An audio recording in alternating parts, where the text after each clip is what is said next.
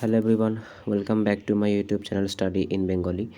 রেলে group D 2026-এর জন্য general সায়েন্সের ওপরে আমাদের যে ক্লাসগুলো চলছিল, আজকে তার ক্লাস নাম্বার 16। তাহলে চলো শুরু করি। দেখো আজকের প্রথম প্রশ্ন কি বলছে, আধুনিক পর্যায় সারণীর কোন গ্রুপে শুধুমাত্র অধাতু বা নন মেটালগুলো অবস্থান করে। জেনারেলি আমরা জানি পর্যায় সারণীর এটা যদি আমরা পর্যায় সারণী ধরে নিই, তো পর্যায় সারণীর যে বাম দিক থাকে সেদিকে কিন্তু আমরা ধাতুগুলোকে দেখতে পাই, আর পর্যায় সারণীর ডান দিকে কিন্তু আমরা কি দেখতে পাই, আমরা কিন্তু অধাতুগুলোকে দেখতে পাই। এবার বলেছে পর্যায় সারণীর কোন গ্রুপে শুধুমাত্র অধাতুগুলো অবস্থান করছে, অর্থাৎ এই গ্রুপে কোনো রকম ধাতু অবস্থান করছে না, প্রত্যেকটাই কিন্তু অধাতু অবস্থান করছে। তো সঠিক অ্যান্সার কী হবে? সঠিক অ্যান্সার কিন্তু হয়ে যাবে যে গ্রুপ নাম্বার 18, যেটাকে আমরা নোবেল গ্যাসের গ্রুপ বলি, এটাকেই কিন্তু বলা যেতে পারে যে শুধুমাত্র নন মেটাল কিন্তু অবস্থান করে। পরবর্তী প্রশ্ন দেখব আজকে 2 নম্বর প্রশ্ন কি বলেছে, যে একটি লেন্সের সামনে 15 সেন্টিমিটার দূরে বস্তু রাখা আছে, লেন্সটির ফোকাস দৈর্ঘ্য যদি 10 সেন্টিমিটার হয়, তাহলে প্রতিবিম্বের অবস্থান এবং প্রকৃতি কেমন হবে। প্রতিবিম্বের অবস্থান মানে কি বের করতে চেয়েছে? প্রতিবিম্বের অবস্থান মানে কিন্তু ভি, অর্থাৎ ভি এর মান বের করতে বলেছে। ইউ আমাদের কত বলে দিয়েছে? ইউ কিন্তু আমাদেরকে বলে দিয়েছে -15 সেন্টিমিটার, আর ফোকাস লেন্থ কত বলে দিয়েছে? ফোকাল লেন্থ কিন্তু বলে দিয়েছে 10 সেন্টিমিটার। তোমরা প্রত্যেকেই জানো যে ইউকে কিন্তু কী করতে হয়, ইউকে কিন্তু নেগেটিভ ধরতে হয়, ঠিক আছে? ওই জন্য কিন্তু আমি -15 লিখেছি। ফর্মুলা কি বলে? ফর্মুলা কিন্তু হচ্ছে 1/f = কী হয়ে থাকে? 1/v - 1/u। এবার যদি আমরা এখানে ডেটাটাকে পুট করি, তাহলে আমরা দেখব যে আমরা ভি এর মানটা এখানে আমাদের প্রয়োজন। তার জন্য আমরা কি করতে পারি, আমরা ভি এর মানটাকে এই পাশে রেখে এই যে 1/f আছে এর সাথে এটাকে প্লাস আকারে এই পাশে ঘুরিয়ে নিয়ে যেতে পারি। এবার যদি আমরা দেখি, তাহলে এখানে আমরা কত পাচ্ছি? এখানে আমরা পাচ্ছি 1/10, আর এখানে প্লাস, আর এখানে কিন্তু হচ্ছে প্লাস মাইনাসে এখানে কিন্তু হচ্ছে -15। এইবার এই যে পোর্শনটুকু আছে, এই পোর্শনটুকু আমাদেরকে দেখতে হবে। তো এই যে পোর্শনটুকু যেটা আমরা এখানে লিখলাম যে 1/10 প্লাস, আর এখানে কিন্তু হচ্ছে -1/15। এবার যদি আমরা এই পোর্শনটাকে সলভ করি, তাহলে আমরা দেখব এটা আসছে। এবার এটার যে লসাগু সেটা কত হবে? সেটা কিন্তু হয়ে যাবে 30, অর্থাৎ এটা হবে 3 এবং এটা হবে 2। তো আলটিমেটলি আমরা দেখতে পাচ্ছি আমাদের অ্যান্সার কত আসছে? আমাদের অ্যান্সার কিন্তু আসছে 31। 31 কি? 31 কিন্তু 1/v এর মান হচ্ছে 31, তাহলে ভি এর মান কত হবে? ভি এর মান কিন্তু হয়ে যাবে 30 সেন্টিমিটার। এবার দেখো এখানে কি বলেছে, প্রতিবিম্বের অবস্থান এবং যে প্রকৃতি সেটা কেমন হবে। তো দেখো সঠিক অ্যান্সার কি বলছে, সঠিক অ্যান্সার কিন্তু হচ্ছে 30 সেন্টিমিটার দূরে হবে, অর্থাৎ যে ভি এর মান সেটা তো আমরা পেয়েছিলাম যে 30 সেন্টিমিটার দূরে হবে, আর কেমন হবে? সৎ হবে এবং অবশিষ্ট হবে। পরবর্তী প্রশ্ন দেখব কি বলেছে। পরবর্তী প্রশ্ন আজকে 3 নম্বর প্রশ্ন, দেখো কি বলেছে। 3 নম্বর প্রশ্ন, যে নিচের কোন অঙ্গাণুটিকে উৎপাদক কোষীয় অঙ্গাণু বা যেটাকে কি বলা হয়ে থাকে, যেটাকে কিন্তু আমরা বলে থাকি উৎপাদক কোষীয় অঙ্গাণু বলা হয়ে থাকে, কারণ এর নিজস্ব ডিএনএ আছে। মাইটোকন্ড্রিয়া এবং রাইবোজোম, মাইটোকন্ড্রিয়া এবং ক্লোরোপ্লাস্ট, গলগি বডি এবং রাইবোজোম, নাকি নিউক্লিয়াস এবং সেন্ট্রোজোম। তো সঠিক অ্যান্সার কি? অপশান বি যেটা আছে, অর্থাৎ মাইটোকন্ড্রিয়া এবং ক্লোরোপ্লাস্ট, এদেরকেই কিন্তু আমরা কি বলে থাকি, এদেরকেই কিন্তু আমরা সেমি অটোনোমাস অর্গানেল বলে থাকি। পরবর্তী প্রশ্ন দেখব আজকে 4 নম্বর প্রশ্ন কি বলেছে, নিচের কোন মৌলটির তড়িৎ ঋণাত্মকতা সবথেকে বেশি? ক্লোরিন, তারপরে অক্সিজেন, ফ্লোরিন, নাকি হচ্ছে নাইট্রোজেন। তো আমরা জানি আমাদের যে পর্যায় সারণী আছে, সেই পর্যায় সারণীর যে সবথেকে বেশি ইলেকট্রোনেগেটিভিটি, ঠিক আছে, সবথেকে বেশি ইলেকট্রোনেগেটিভিটি কার হয়ে থাকে? তো সঠিক অ্যান্সার কিন্তু হচ্ছে ফ্লোরিনের কিন্তু সবথেকে বেশি ইলেকট্রোনেগেটিভিটি হয়ে থাকে। পরবর্তী প্রশ্ন দেখব কি বলেছে, দেখো আবার কিন্তু একটা নিউমেরিক্যাল দিয়েছে, যে একটি 12 কেজি ভরের বস্তু স্থির অবস্থা থেকে যাত্রা শুরু করে 5 সেকেন্ডে 25 মিটার পার সেকেন্ড বেগ অর্জন করলো। বস্তুটির ওপর যে প্রযুক্ত বল, সেই প্রযুক্ত বলের মান কত হবে। দেখো এখানে কি বলেছে, এখানে কিন্তু বলেছে যে স্থির অবস্থা থেকে, ঠিক আছে, একদম কি করেছে, স্থির অবস্থা থেকে কিন্তু শুরু করেছে, এবং কি হয়েছে না 5 সেকেন্ড পরে হচ্ছে 25 মিটার পার সেকেন্ড বেগ অর্জন করেছে। বস্তুটির ওপরে যে প্রযুক্ত যে বল আছে, সেই প্রযুক্ত বলের পরিমাণ কী হবে। আচ্ছা, বল বের করার জন্য আমাদেরকে কী বের করতে হয়? আমরা প্রত্যেকে জানি যে বল বের করার জন্য কিন্তু আমাদের ফোর্স ইন্টু কী করতে হয়, ফোর্স বা বল বের করার জন্য কিন্তু আমাদের মাস ইন্টু অ্যাক্সেলারেশন বের করতে হয়। এবার তুমি যদি এখানে দেখো, এখানে কিন্তু তুমি কোথাও কি দেখতে পাবে না, কোথাও কিন্তু কোনো রকম অ্যাক্সেলারেশন এখানে দেখতে পাবে না। তার মানে আমাদেরকে কী করতে হবে, আমাদের কিন্তু এখানে অ্যাক্সেলারেশনটা বের করে নিতে হবে। আচ্ছা, অ্যাক্সেলারেশন বের করার জন্য আমাদেরকে কী করতে হবে, আমাদের এখানে একটা ফর্মুলা আছে, সেই ফর্মুলাটা কি, ফর্মুলাটা কিন্তু হচ্ছে V equals to U plus A T. তোমরা যদি দেখো যে অন্তিম বেগ এটা কিন্তু কত বলে দিয়েছে, এটা কিন্তু 25 বলে দিয়েছে। দেখো ইউ কি বলেছে, স্থির অবস্থা, অর্থাৎ ইউ এর মান কিন্তু হবে 0। আর এ আমাদেরকে বের করতে হবে, টি কত বলেছে, টি কিন্তু বলেছে হচ্ছে 5 সেকেন্ড। তাহলে আমরা এখান থেকে কি দেখতে পাচ্ছি, আমরা এখান থেকে দেখতে পাচ্ছি যে হচ্ছে কি পাচ্ছি আমরা 25 সমান সমান 0টাকে বাদ দাও 5 হচ্ছে, অর্থাৎ একে যদি আমরা দেখি তাহলে কত হবে, এ কিন্তু হয়ে যাবে, বা যেটাকে আমরা অ্যাক্সেলারেশন বা ত্বরণ বলবো সেটা কিন্তু হয়ে যাবে 5 মিটার পার সেকেন্ড স্কোয়ার। তো এখান থেকে আমরা কি পেলাম, এখান থেকে কিন্তু আমরা যে এ পেলাম সেই এর মানটা কত পেলাম, এর মান কিন্তু পেয়ে গেলাম 5 মিটার পার সেকেন্ড স্কোয়ার। এবার আমাদেরকে বল বের করতে গেলে কোন ফর্মুলা লাগাতে হবে, force equals to mass into acceleration. আমাদের মাস কত আছে, মাস হচ্ছে 12 কেজি, আর অ্যাক্সেলারেশন আমাদের বেরিয়েছিল 5, তো আলটিমেটলি আমাদের অ্যান্সার কিন্তু হয়ে যাবে 60 নিউটন। কোথায় আছে, এটা কিন্তু যে অপশান নাম্বার বি এখানে অবস্থান করছে। পরবর্তী প্রশ্ন দেখব কি বলেছে, দেখো আজকে 6 নম্বর প্রশ্ন, যে শব্দের প্রতিফলন ধর্মকে কাজে লাগিয়ে সমুদ্রের গভীরতা মাপা হয়, মাপার যে পদ্ধতি সেটাকে কি বলা হয়ে থাকে। ঠিক আছে, তো সঠিক অ্যান্সার কী হবে, সঠিক অ্যান্সার কিন্তু হয়ে যাবে সোনার। এটাকে কি বলা হয়ে থাকে, সাউন্ড নেভিগেশন অ্যান্ড রেঞ্জিং কিন্তু বলা হয়ে থাকে সোনার। এর মাধ্যমে কি করা হয়ে থাকে, এর মাধ্যমে কিন্তু যে আল্ট্রাসনিক সাউন্ড সেটা কিন্তু সমুদ্রে পাঠানো হয়ে থাকে, এবং সমুদ্রের তলদেশে আঘাত লেগে কিন্তু সেটা আবার কি হয়, যখন ফিরে আসে এর মাধ্যমে কিন্তু গভীরতা মাপা হয়ে থাকে। পরবর্তী প্রশ্ন দেখব কি বলেছে, যে মানুষের কোন কোষে অবাধ শ্বসন বা অ্যানারোবিক রেসপিরেশন সম্পন্ন হওয়ার ফলে ল্যাকটিক অ্যাসিড উৎপন্ন হয়। ঠিক আছে, হৃদপেশি, কঙ্কাল পেশি, ফুসফুসীয় কোষ নাকি যকৃৎ কোষ। তো সঠিক অ্যান্সার কিন্তু হচ্ছে স্কেলেটাল পেশি, যেগুলোকে আমরা স্কেলেটাল মাসেল বলে থাকি। সেই মাসেলগুলোতে কি হয়, সেখানে কিন্তু তোমার ল্যাকটিক অ্যাসিড উৎপন্ন হয়, যার ফলে কিন্তু কি হয়, যার ফলে কিন্তু আমাদের বডি টায়ার্ড হয়। এখানেই কিন্তু একমাত্র অবাধ শ্বসন হয়। পরবর্তী প্রশ্ন দেখব কি বলেছে, দেখো তীব্র পরিশ্রমের সময় এটা হয়ে থাকে, যখন আমাদের খুব পরিশ্রমের কাজ হয় তখন কিন্তু আমাদের যে মাসেলগুলো থাকে সেখানে কিন্তু কি হয়, সেখানে কিন্তু এই ল্যাকটিক অ্যাসিড সঞ্চিত হয়, যার ফলে কি হয়, ল্যাকটিক অ্যাসিড সঞ্চিত হওয়ার ফলে কিন্তু এখানে আমাদের ব্যথা অনুভব হয়।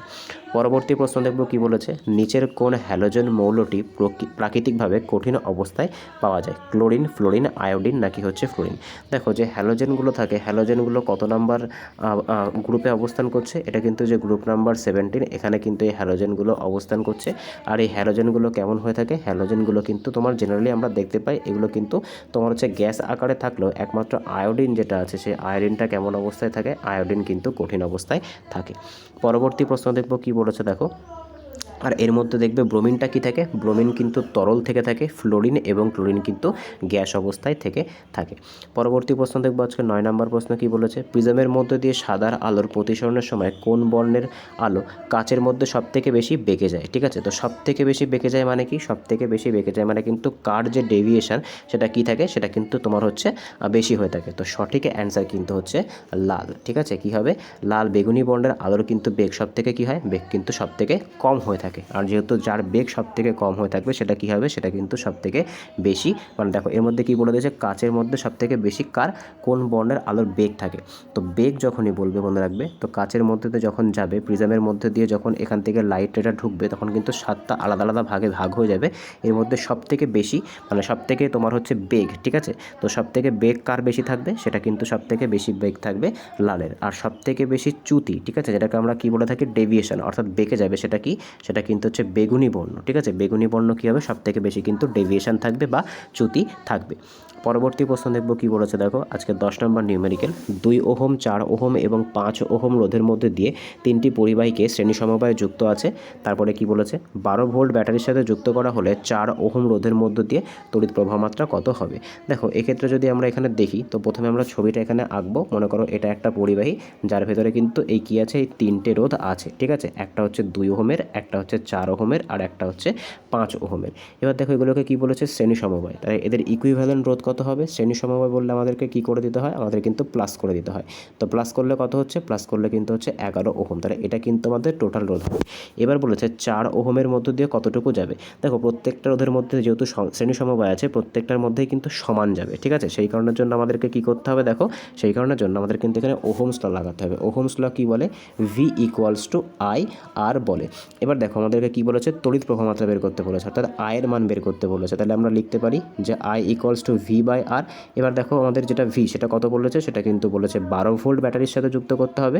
আর রোধ কত বলেছে, রোধ কিন্তু বলেছে 11। আমরা একটু শ্রেণী সমবায় করে রোধ পেলাম 11। এবার যদি এটাকে আমরা কাটাকুটি করি তাহলে আমরা কিন্তু পেয়ে যাব 1.09 অ্যাম্পিয়ার। ঠিক আছে, এটাই কিন্তু সঠিক অ্যান্সার হয়ে যাবে। অ্যাম্পিয়ার কিসের একক? অ্যাম্পিয়ার কিন্তু তড়িৎ যে প্রবাহ মাত্রা আছে তার একক। পরবর্তী প্রশ্ন দেখব কি বলেছে, দেখো পরবর্তী প্রশ্ন, নিচের কোন অ্যাসিডটি ভিটামিন সি নামেও পরিচিত? তো সঠিক অ্যান্সার কিন্তু হচ্ছে অ্যাসকর্বিক অ্যাসিডকে ভিটামিন সি বলা হয়ে থাকে। ঠিক আছে, ম্যালিক অ্যাসিড আমরা কোথায় দেখতে পাই? মনে রাখতে হবে ম্যালিক অ্যাসিড কিন্তু আমরা আপেলে দেখতে পাই। ল্যাকটিক অ্যাসিড কোথায় থাকে? ল্যাকটিক অ্যাসিড কিন্তু হচ্ছে দুধে থাকে। টার্টারিক অ্যাসিড কোথায় থাকে? টার্টারিক অ্যাসিড কিন্তু তেঁতুলে থাকে। পরবর্তী প্রশ্ন দেখব কি বলেছে আজকে 12তম প্রশ্ন, পরমাণুর নিউক্লিয়াসে প্রোটনকে আবিষ্কার করেছিল? তো সঠিক অ্যান্সার কী হবে? সঠিক অ্যান্সার কিন্তু হচ্ছে আর্নেস্ট রাদারফোর্ড। ইনি কী করেছিল? ইনি কিন্তু হচ্ছে প্রোটন, ঠিক আছে, প্রোটন আবিষ্কার করেছিল। যদিও কিন্তু এই কোশ্চেনটা আছে, এটা কিন্তু একটা কনফিউজিং কোশ্চেন। মূলত কিন্তু গোল্ডস্টেইন যে আছে, গোল্ডস্টেইনকেই কিন্তু প্রোটনের আবিষ্কর্তা বলে মনে করা হয়। থমসন কি আবিষ্কার করে? থমসন কিন্তু আবিষ্কার করেছিল যে থমসন, ইনি কিন্তু হচ্ছে ইলেকট্রন আবিষ্কার করেছিল। জেমস চ্যাডউইক কি আবিষ্কার করেছিল? জেমস চ্যাডউইক কিন্তু নিউট্রন আবিষ্কার করেছিল। পরবর্তী প্রশ্ন দেখব কি বলেছে, পারমাণবিক বিদ্যুৎ কেন্দ্রে ভারী জল বা D2 এর ঘনত্ব সাধারণ জলের তুলনায় কেমন হয়ে থাকে? ঠিক আছে, তো সাধারণ জলের তুলনায় কিন্তু বেশি হয়ে থাকে। প্রায় কত পার্সেন্ট বেশি হয়ে থাকে? এটা কিন্তু প্রায় 11% বেশি হয়ে থাকে। পরবর্তী প্রশ্ন দেখব কি বলেছে, যে মানবদেহে সার্ভাইকাল ভার্টিব্রা, ঠিক আছে, কোথায় অবস্থিত? ঠিক আছে, এটা কি বলছে? কোমরে, পিঠে, নাকি ঘাড়ে, নাকি বুকে? তো সঠিক অ্যান্সার কিন্তু হয়ে যাবে এটা কিন্তু নেকে অবস্থিত। দেখো সার্ভাইকাল এই যে কথাটা দেখতে পাচ্ছ, এটা কিন্তু মূলত যে আমাদের ঘাড় দিয়ে যেটা গেছে সেটাকে কিন্তু বলা হয়ে থাকে। পরবর্তী প্রশ্ন দেখব কি বলেছে, জলের ক্ষরতা পরিমাপের জন্য কোন রাসায়নিক পদ্ধতিটি ব্যবহার করা হয়ে থাকে? তো এটা কিন্তু কি ব্যবহার করা হয়ে থাকে? এটা কিন্তু ETDA যে টিট্রেশন আছে বা টাইট্রেশন আছে, এটা কিন্তু ব্যবহার করা হয়ে থাকে। পরবর্তী প্রশ্ন দেখব কি বলেছে, চোখের কোন অংশের ত্রুটি দূর করার জন্য সিলিন্ড্রিক্যাল লেন্স ব্যবহার করা হয়? তো সঠিক অ্যান্সার কিন্তু হচ্ছে বিষম দৃষ্টি বা অ্যাস্টিগম্যাটিজম, এর জন্য কিন্তু সিলিন্ড্রিক্যাল লেন্স ব্যবহার করা হয়ে থাকে। হাইপারমেট্রোপিয়ার জন্য আমরা প্রত্যেকে জানি, এর জন্য কিন্তু যে কনভেক্স লেন্স আছে সেই কনভেক্স লেন্স ব্যবহার করা হয়ে থাকে। পরবর্তী প্রশ্ন দেখব কি বলেছে, কোন তেজস্ক্রিয় রশ্মির আধান বা চার্জ ধনাত্মক হয়ে থাকে? তো সঠিক অ্যান্সার কিন্তু হচ্ছে যে বিটা রশ্মি আছে, ঠিক আছে, এটা কি হয়? এটা কিন্তু পজিটিভ হয়ে থাকে। ঠিক আছে, এটা কি হয়? এটা কিন্তু পজিটিভ হয়ে থাকে। পরবর্তী প্রশ্ন দেখব কি বলেছে, নিচের কোনটিকে অ্যান্টিফ্রিজ হিসেবে গাড়ির রেডিয়েটরে ব্যবহার করা হয়ে থাকে? তো সঠিক অ্যান্সার কি হচ্ছে? সঠিক অ্যান্সার কিন্তু হচ্ছে এটাকে কি বলা হয়? এটাকে কিন্তু বলা হয় ইথিলিন গ্লাইকল। এটা কি করে? এটা কিন্তু তোমার হচ্ছে অ্যান্টিফ্রিজ বা জমতে দেয় না। পরবর্তী প্রশ্ন দেখব কি বলেছে, দেখো পরবর্তী প্রশ্ন, যে পৃথিবীর কেন্দ্রে জি এর মান কত হয়ে থাকে? তো পৃথিবীর যে কেন্দ্র থাকে সেই কেন্দ্রে কিন্তু জি এর মান কী পাই আমরা? পৃথিবীর কেন্দ্রে কিন্তু আমরা জি এর মান 0 পেয়ে যাই, এবং যে পোল বা মেরু আছে সেখানে কি হয়? সেখানে কিন্তু জি এর মান সবথেকে বেশি হয়ে থাকে। জি এর মান কিন্তু সবথেকে বেশি হয়। পরবর্তী প্রশ্ন দেখব কি বলেছে, দেখো কোষ বিভাজনের কোন দশায় ডিএনএ সংশ্লেষণ বা রেপ্লিকেশন ঘটে? তো সঠিক অ্যান্সার কী হবে? দেখো এটা সঠিক অ্যান্সার কিন্তু হচ্ছে এস দশা, যেটাকে আমরা সিনথেসিস ফেজ বলি, এখানে কিন্তু ঘটে থাকে। পরবর্তী প্রশ্ন দেখব কি বলেছে, দেখো পরবর্তী প্রশ্ন, নিচের কোন ধাতুটিকে সাদা সোনা বলা হয়ে থাকে? তো সঠিক অ্যান্সার কিন্তু হচ্ছে প্লাটিনাম। পরবর্তী প্রশ্ন দেখব কি বলেছে, দেখো যে উদ্ভিদের কোন হরমোনকে অ্যান্টিজিবরেলিন হরমোনও বলা হয়ে থাকে? তো সঠিক অ্যান্সার কিন্তু হচ্ছে অ্যাবসিসিক অ্যাসিড। এটা কি করে? এটা কিন্তু উদ্ভিদের যে বৃদ্ধি আছে সেই উদ্ভিদের বৃদ্ধি রোধ করতে সাহায্য করে। পরবর্তী প্রশ্ন দেখব কি বলেছে, দেখো যে স্টিলে কার্বনের পরিমাণ কত শতাংশ থাকে? তো সঠিক অ্যান্সার কিন্তু হচ্ছে এটা কি থাকে? এটা কিন্তু তোমার 0.1 থেকে 1.5% কিন্তু কার্বন থেকে থাকে। মূলত স্টিলের মধ্যে কী কী থাকে? মূলত স্টিলের মধ্যে কিন্তু আমাদের যে আয়রন আর কিন্তু কার্বন আমরা দেখতে পাই। পরবর্তী প্রশ্ন দেখব কি বলেছে, দেখো যে উদ্ভিদ কোষে জল কোন প্রক্রিয়ায় ঊর্ধ্বমুখী পরিবহন বা অ্যাকসেন্ট অফ স্যাপ উৎপন্ন করে? তো সঠিক অ্যান্সার কিন্তু হচ্ছে অভিস্রাবণ এবং বাষ্পমোচন টান। পরবর্তী প্রশ্ন অর্থাৎ আজকে লাস্ট প্রশ্ন দেখব কি বলেছে, যে শব্দের পিচ বা তীক্ষ্ণতা কিসের ওপর নির্ভর করে? তো সঠিক অ্যান্সার কিন্তু এটা কিন্তু শব্দের যে কম্পাঙ্ক তার ওপর নির্ভর করে। তো আজকে 25টা কোশ্চেন ছিল। আউট অফ 25 কার কত স্কোর হলো অবশ্যই আমাকে কমেন্টে জানিও। দেখা হচ্ছে পরের ভিডিওতে। বাই।